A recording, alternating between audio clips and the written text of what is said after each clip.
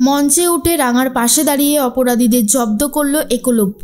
সম্পূর্ণ জানতে ভিডিওটিতে একটি লাইক করে দেখতে থাকো। গল্পের শুরুতেই দেখা যায় রাঙা যখন মঞ্চে উঠে কথা বলতে শুরু করে, নিজের পরিচয় দিতে শুরু করে, তখন বৃন্দা ইচ্ছে করে নিজের গলার ভয়েস চেঞ্জ করে রাঙাকে কাজের মেয়ে বলে সবার সামনে অপমান করে। আর ঠিক তখনই একলব্য উঠে দাঁড়িয়েছে আর চলে যায় মঞ্চে একেবারে রাঙার পাশে। রাঙাকে গিয়ে বলে, আমি তোমার পাশে ছিলাম, আছি আর থাকবো।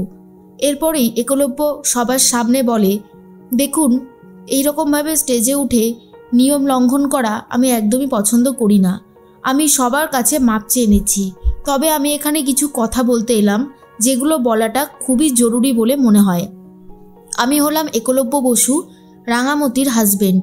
রাঙামতি আমাদের বাড়ির যোগ্য বউ। ওর মতন যোগ্য বউ আমি আর কখনো দেখিনি। ও সবার কথা ভাবে, ও নিজের জীবনের তোয়াক্কা না করে বারবার আমার জীবন বাঁচিয়েছে, আমার সাথে আছে। এর থেকে বেশি আর কি হতে পারে? তার থেকেও বড় কথা, একটা মেয়ে নিজের জীবনের অনেক স্যাক্রিফাইস করে আমাদের বাড়িতে এসেছে। প্রতিটা মেয়েই নিজের শ্বশুর বাড়িতে যায়, আর সেখানে গিয়ে যদি ঘরের কাজকর্ম করে থাকে আর তাকে যদি আমরা কাজের মেয়ে বলে থাকি, তাহলে সেটা খুবই অন্যায় করা হয়। তো রাঙামতির সাথেও এরকম কিছু করা হয়েছে, তাই বলে রাঙামতি কোনোভাবেই কাজের মেয়ে হতে পারে না। ও আমার বউ। আর এই কথাটা শোনার পরে আহিরির অবস্থা অনেক বেশি খারাপ হয়ে যায়। তখন বৃন্দা ইচ্ছে করে আহিরিকে উস্কে দিতে থাকে আর বলে, দেখেছো তো আহিরি, তোমার কদর কিন্তু কমতে শুরু করে দিয়েছে। কি করবে এবারে তুমি? তোমার হাতে আর কোনো কিছু থাকলো না। একলব্যকে জিতে নিল কিন্তু ওই গ্রামের মেয়ে রাঙা। তখন আহিরি আর কিছু বলার মতন অবস্থাতেই নেই। এর মধ্যেই একলব্য মনে মনে একটা কথাই ভাবছিল যে রাঙামতিকে জিততেই হবে। এদিকে জাজেসরা মঞ্চে এসে এক এক করে অংশগ্রহণকারীর নাম অ্যানাউন্সমেন্ট করতে থাকে।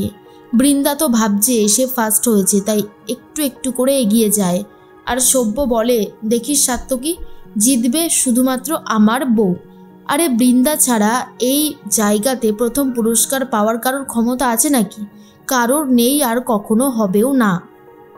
তখনই মনে মনে একটা কথাই ভাবছিল রাঙা, কে জিতেছে, কে জিততে পারে।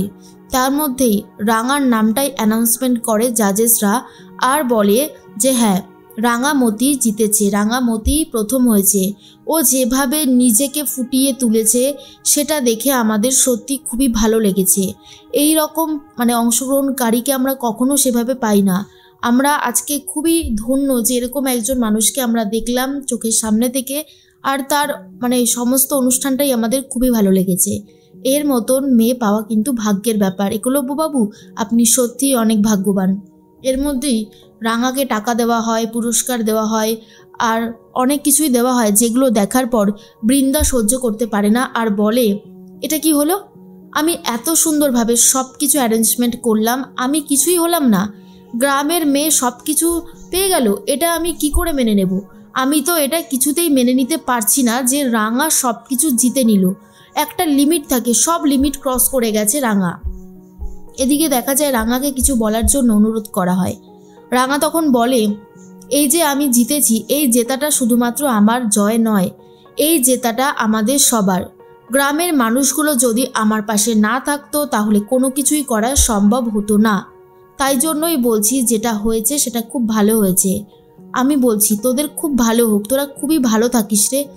এদিকে ভুদনকে বলে, শোন ভুদন, তুই এই টাকাটা দিয়ে কি ব্যবসা করবি বলছিলিস, সবটা তোরা করবি। আমি তোদের সাথে আছি, তোদের কোনো ভয় নেই। এরপর ভুদনরা চাপারা খুব খুশি হয়ে যায়। খুশি হয় প্রমিতা আর বলে, জানিস রাঙা, আজকে আমার অনেক বড় আনন্দের দিন, তোকে নিয়ে গর্ব করার মতন দিন। আমি যে কি খুশি হয়েছি তোকে বলে বোঝাতে পারবো না। তোর মতন মেয়ে যেন সবাই পায়। সত্যি বলতে কি জানিস, আজ মনের মধ্যে একটা অদ্ভুত আনন্দ হচ্ছে, যা কাউকে বলার মতো নয়। এরপরই রাঙা বলে, তুই খুশি হয়েছিস তো মা? তখন প্রমিতা বলে, কি বলছিস রে, খুশি হব না আবার? আমি তো অনেক খুশি হয়েছি, আমার তো দারুণ আনন্দ হচ্ছে। এদিকে আহিরির মনটা খুবই খারাপ। আহিরি একলব্যকে জিজ্ঞেস করে, একলব্য, তুমি আমাকে একটু এগিয়ে দিয়ে আসবে তো বাড়িতে যাওয়ার জন্য? একলব্য বলে, হ্যাঁ চলো, আমি দিয়ে আসছি। আর এদিকে রাঙাকে কিছুতেই মেনে নিতে পারছে না বৃন্দা আর বলে, এই মেয়েটাকে আমি কিছুতেই টলারেট করব না। ও এইভাবে জিততে পারে না, আমার মুখের থেকে গ্রাস কেড়ে নিয়েছে, তো রাঙার অবস্থা কি করে খারাপ করতে হয় আমি সেটা খুব ভালো মতন জানি।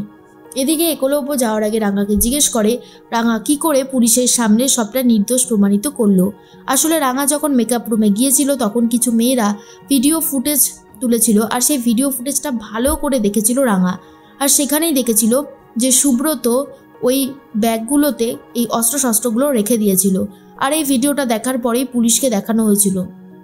রাঙা এই ভিডিও দিয়েই প্রমাণ করে দিয়েছে যারা গ্রাম থেকে এসেছে তারা এই রকমভাবে কোনো আততায়ী নয়, তাদের ব্যাগে ইচ্ছে করে জিনিসপত্র ঢুকিয়ে দেওয়া হয়েছিল, আর সেই জন্যই প্রমাণের ভিত্তিতেই এই গ্রামবাসীদেরকে ছেড়ে দিয়েছিল অফিসাররা। কিন্তু বোঝাই যাচ্ছে রাঙা কিন্তু সঠিক সময়ে সঠিক পদক্ষেপটা নিয়েছিল বলেই আজকে রাঙারা এখানে দাঁড়িয়ে পারফরমেন্স করে জিততে পেরেছে।